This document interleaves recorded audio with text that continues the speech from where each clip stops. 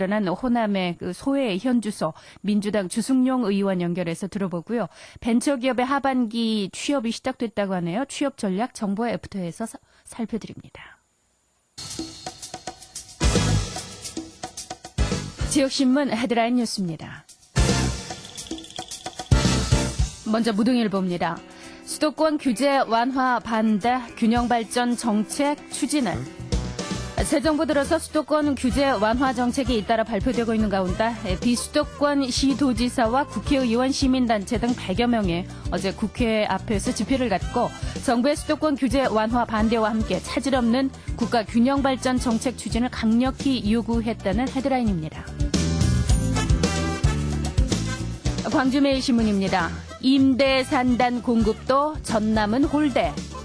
임대 기간이 길고 임대료도 저렴해서 기업들이 선호하는 장기 임대 산업단지 조성 공급 대상에서 2012년까지 전남 지역이 누락돼 홀대 논란이 일고 있다는 보도입니다. 남도일보입니다. 갈 길 먼 제2프로젝트 주민 반대 봉착. 국토해양부의 중앙도시계획위원회에서 제2프로젝트 개발 계획이 두 차례나 연기된 데 이어서 어제 해당 지역 주민들까지 원래 목적인 농지로 조성해서 장기 대여를 해줄 것을 촉구해 파장이 일고 있다는 뉴스입니다. 전남일보입니다. 혼선 빚는 쌀 직불금. 공무원의 쌀 직불금 자진신고 접수 사흘째인 어제 광주시는 104명, 전라남도는 59명이 신고한 가운데 신고 대상자에 대한 방침을 변경하거나 또 일부 지역은 접수를 잠정 중단하는 등 곳곳에서 혼선을 빚고 있다는 보도입니다. 지역신문 헤드라인 뉴스였습니다. 자, 이어서 목포 시내 교통 상황 점검해드리겠습니다. 목포경찰서의 이경 경사 어떻습니까? 네, 목요일 아침 교통정보입니다. 최근 출근길보다 퇴근길이 어렵다고들 하는데요. 영산강 하부원도로에서도 예전과 달리 퇴근 시간에 교통량이 늘어난 것을 확인할 수 있습니다. 따라서 항만점 사거리를 포함 광주 방면과 갑과이 방면에 10개 교차로에 대하여 신호시간을 최대 250초로 늘려 운영하고 있습니다. 아침 출근길은 7시 50분경 정체가 풀려 지금은 제속도로 상회하여 시원하게 통행하고 있고 시내 구간에서는 8시 30분을 넘기면서 정체 구간에서도 일부 정체가 풀렸지만 교육청에서 시내 방향으로 좌회전하는 광장주유소 사거리에서 나중 차량의 정체가 남아있고 터미널에서 메디타워를 거쳐 영흥고 뒤편으로 가는 차량도 신호를 받지 않고 통행하기 위해 좁은 길을 통행하고 있어 혼잡이 있는 상황입니다. 그의 용해 교차로 경찰서 앞에서 일부 정체가 남아있습니다. 지난 10월 1일부터 시행됐는데요. 1톤 이하의 소형 화물차 운전자는 최대 10만 원까지 기름값을 보상받을 수 있을 것으로 보입니다. 국세청은 1톤 이하 화물차나 타우너 등 경화물차의 개인 자가용 차량에 대하여 교통에너지환경세와 개별 소비세를 환급한다고 합니다. 기름값 환급은 현금으로 지급되는 것이 아니라 일정 카드로 기름값을 결제할 때 해당 금액을 빼주는 방식이라고 하는데요.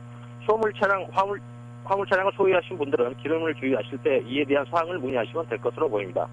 어제는 총 5건의 사고가 발생, 3명이 다쳤고 음주 단속에도 6명이 적발되어 3명은 면허 정지, 3명은 치료 처분을 받게 되었습니다. 지금까지 교통정보였습니다.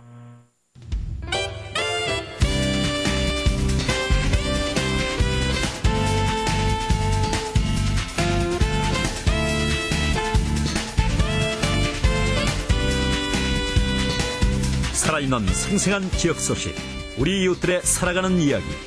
지금 여러분께서는 KBS 제1라디오 출발 서해안 시대를 듣고 계십니다. 함께하고 계신 지금 시각 8시 40분 향하고 있습니다. 이명박 정부의 정책 방향의 수도권 특혜, 영남, 편중, 호남, 소외다라는 이런 지적을 받고 있는 가운데 어제 국회 본관 앞에서 정부의 수도권 규제 완화를 규탄하는 결의 대회가 열렸습니다. 특히 최근에 잇따라 발표되는 국감자료에서도 지역의 편중, 호남, 소외라는 말이 계속 나오고 있는데요. 민주당의 주승용 의원 전화 연결해서 얘기 나누겠습니다. 주 의원님 안녕하십니까? 안녕하세요. 네, 어제 그 수도권 규제 완화 규탄 결의 대회도 함께 하셨죠? 예. 네. 앞으로 예.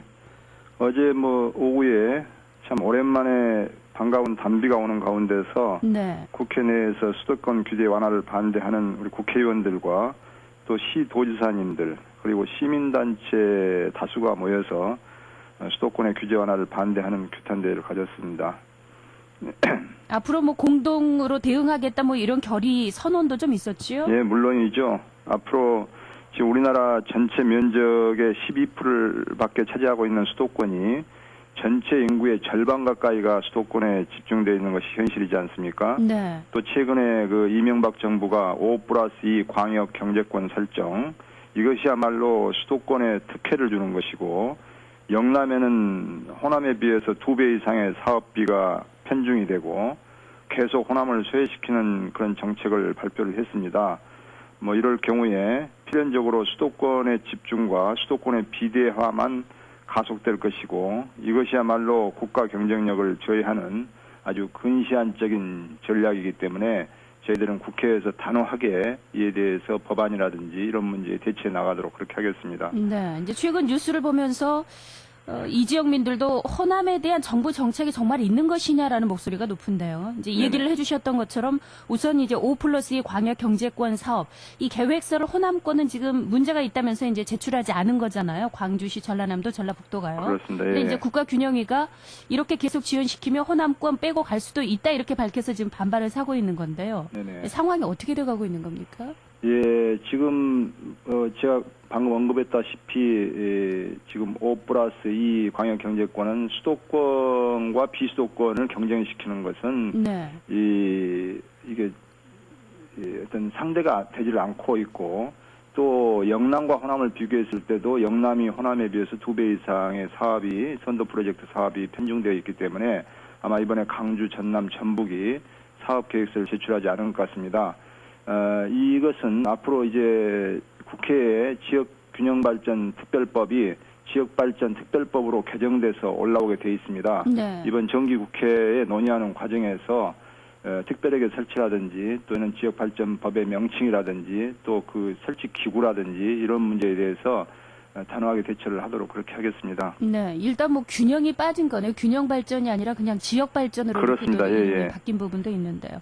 예, 지금 주 의원님이 지식경제위원회 소속이신가요? 예, 그렇습니다. 예. 이번 국감 자료를 통해서 지역 편차가 크다 이런 지적의 자료를 계속 내놓고 있는 건데요. 우선 네네. 그 산업기술에 있어서 연구개발 부분의 예산 지원 분석 자료를 보니까 호남 지역은 정말 그 불균형적인 지원을 받고 있다 이렇게 문제를 또 제기하셨죠. 예, 예. 뭐 제가 지식경제에 속해 있는 것만 제가 분석해 보더라도 여러 가지가 호남 소외 현상이 나타나고 있습니다. 네. 방금 말씀하신 연구개발비만도 지난 4년간 영남에는 6,500억 원이 지원된 반면에 호남에는 그 4분의 1뿐이 안 되는 1,800억 밖에 지원이 안 돼 있습니다. 네. 이 1,800억이라고 한다면 강주, 전남, 전북을 통틀었는데 경남 한 군데에 지원된 2,400억에도 미치지 못하는 그런 아주 적은 액수가 지금 지원되고 있습니다. 네. 그래서 이제 뭐 지역 간의 불균형이 이렇게 호남을 철저히 소외시키면 더 심화될 것이다면서 시정을 이제 요구를 하셨는데요. 네네. 좀 긍정적인 그 답변을 좀 들으셨는지요? 네, 이제 이게 지금까지 건국 이래 지금까지 계속적으로 수도권과 영남의 모든 기반 시설 또 기업 유치가 집중되었던 것 같습니다. 네. 우리나라 전체 대기업의 34%가 수도권에 있고 예. 수도권보다 더 많은 38%가 영남에가 대기업이 몰려 있습니다. 네. 그래서 수도권과 영남에만 72% 이상의 대기업이 몰려 있는 반면에 호남에는 겨우 8%의 대기업이 있고 중소기업은 더 편차가 심합니다. 네. 수도권에 57%의 중소기업이 있고 영남에 28%가 있는데 호남에는 고작 6.2%밖에 중소기업이 없습니다. 네. 그러다 보니까 거기에 지원되는 자금, 이 중소기업이나 대기업은 그 지역경제 활성화하고도 밀접한 관계가 있지 않습니까? 그렇죠.